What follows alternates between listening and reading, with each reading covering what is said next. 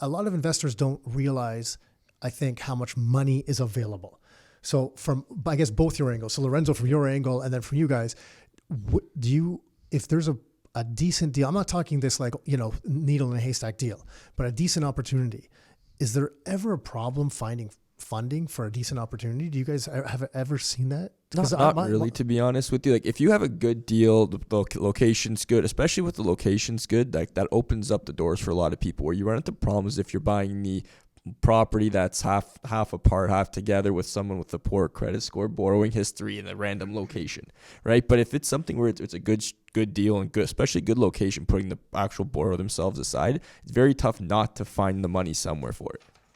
Yeah, the mortgage brokers have all the options. Like, if they can go to multiple different sources, they know all their lenders, and usually there's lenders out there with capital. From our side, we have lots of capital right now, so we're looking to place more and more in that short-term mortgage lending. What do you guys look at when it comes to, so I'm the investor coming to you, and then you said you wanted a detailed rental plan.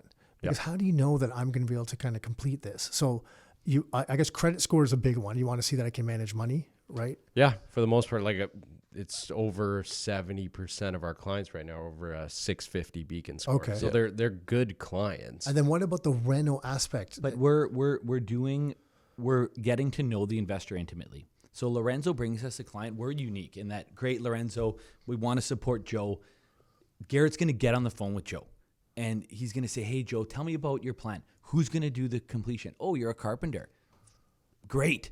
Who's going to do the plumbing? Oh, you got Buddy doing the plumbing. Okay, so your reno budget makes sense. You've thought through it well." That doesn't terrify you, though, if they're going to do it themselves? Because what if it's just some hack job? Yeah. Well, So we also look at their past history. Okay. So we like to see, hey, have you done other projects? Like, could you send us some photos, or maybe you have an MLS listing of one that I can check out online Okay. and be like, okay, this is quality work. Talk to, hey, have you done, have you done it yourself in the past, or do you do it through contractors? And have you qualified those contractors? Like, it's a lot different when you're dealing with a first-time real estate investor or one that's historically done a bunch of them. Got it. Yeah. And how do you guys look at those? Like, someone comes in, hey, I own my current home, I got some equity in it, but it's the first time I'm going to buy a property and I plan to flip it, and they're very green. How do you guys look? Are those, hey, just put more down payment, we'll kind of be able to guide you through it, or how do you guys look at those? We're big on education, for one. So we'll definitely talk to them about, hey, have you done all the steps that you need to do to ensure you have the right plan, right team in place? Like, if they're doing a BRRRR, do you have a mortgage broker in place? Do you have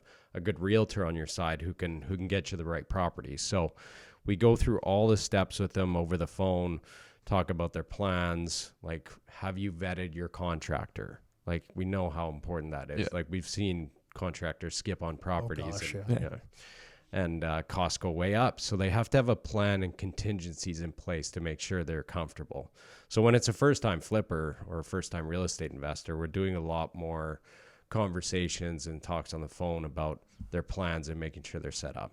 yeah, and to that point, Nick, our best borrowers have historically been the tradesmen, the guys that are coming in with paint on their jeans and, sawdust in their hair, and they know what to do. They can solve their own problems again. And now typically those same contractors will evolve into project managers and be able to know all that. The scary ones are when they watch HGTV and they think they can do it, and they call Joe one call, like not multiple quotes, one call, one bid. Yeah, let's go. Let's do this job. And they haven't thought it through. So we want to work with the people that are entrepreneurs, that know their numbers, that have quoted it out 3 times, that know exactly how much a square foot of drywall is going to cost them plus the paint. So that's the work that Garrett and his team are doing, is really understanding who is this borrower, what is their likelihood of success. Now, the green people we'll still work with, but as Garrett mentioned, he'll just do more work with them.